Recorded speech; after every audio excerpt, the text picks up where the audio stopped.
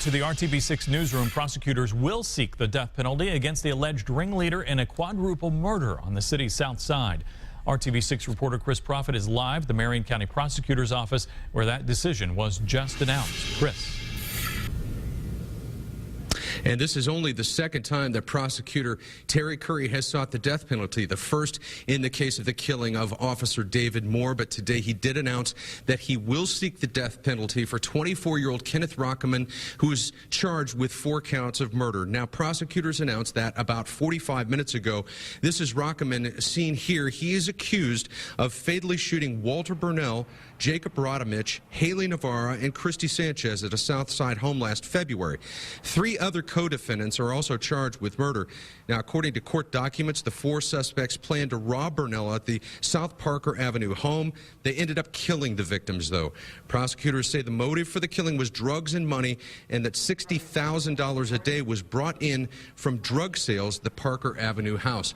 We also talked about the practicality and some of the decisions that go behind coming up with this death penalty, with seeking the death penalty. And the prosecutor said that he consulted with the family. He consulted with deputy prosecutors, and that is a long process to go through, but it is also costly. These cases, according to the prosecutor, can cost over $1 million to try. And as Derek had said earlier in our story about Officer Wren, that it's possible they could be charging, seeking the death penalty in that case. In that case, we would be talking about 2 death penalty cases that could be tried. And also the average time, according, if there is an average time, and there really isn't one, on death row for these inmates, they could be looking at 12 to 20 years if they are ever executed. We'll have much more on this story for you tonight at 6 o'clock. Reporting live at the prosecutor's office, Chris Prophet, RTV6.